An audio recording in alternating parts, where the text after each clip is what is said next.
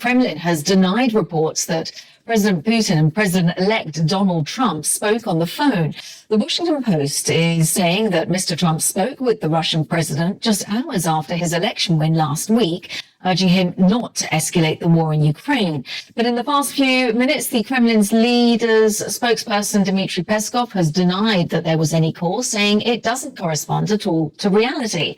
It's completely made up. It's false information. There was no conversation. Well, according to the Post, Mr. Trump made the call from his Mar-a-Lago residence, where he's said to have reminded President Putin about the large US military presence in Europe and expressed interest in further efforts to end the war in Ukraine. Donald Trump's campaign team said that they would not comment on the reports. Here's our North America correspondent, David Willis. I stop wars with phone calls. Russia should have never happened. With Ukraine, would have never happened if I were president. Would have never happened. There's been uncertainty surrounding Donald Trump's intentions in regards to Ukraine, but it now appears discussions started only hours after his election victory. Reports of a conversation between him and Vladimir Putin last Thursday, in which, according to the Washington Post, the president-elect warned the Russian leader against any escalation of the conflict. Reports not denied by the Trump campaign, which follow a campaign pledge to end the war within a day. Russia would have never happened if I were president. Attacking Ukraine would have never happened. I knew Putin. I knew him well. And I'll tell you what, I will have that war finished and done and settled before I get to the White House as president-elect. I will get that done. Mr. Trump is due to meet President Biden at the White House on Wednesday. The message to an incoming president skeptical about continued U.S. funding from an outgoing one whose support was total: don't abandon Ukraine. Our approach remains the same as it's been for the last 2.5 years, which is to put Ukraine in the strongest possible position on the battlefield so that it is ultimately in the strongest possible position at the negotiating table. And it should be up to Ukraine to decide for its own sovereignty and its own territorial integrity when and how it goes to the negotiating table.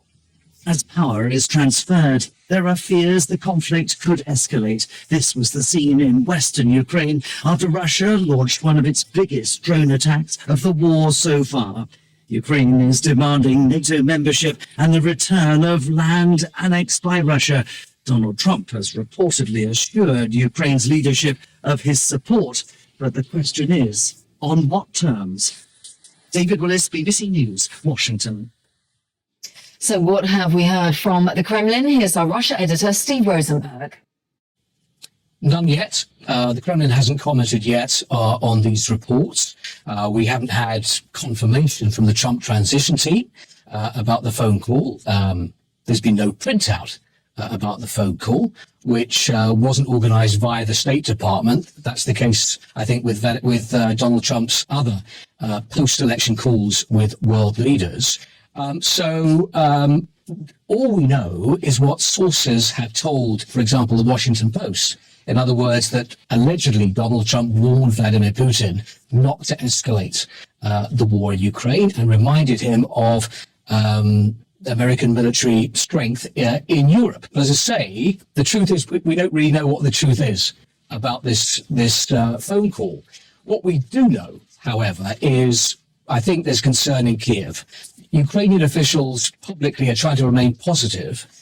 President Zelensky was very quick to congratulate Donald Trump on his election victory, but there will be concern about what Donald Trump was saying in the run-up to the US election, his total lack of criticism of Vladimir Putin over Vladimir Putin's full-scale invasion of Ukraine. At times, Trump seemed to blame Joe Biden more than Vladimir Putin for Putin's invasion of Ukraine, claiming that if he'd been in the White House, Donald Trump, then Vladimir Putin wouldn't have invaded.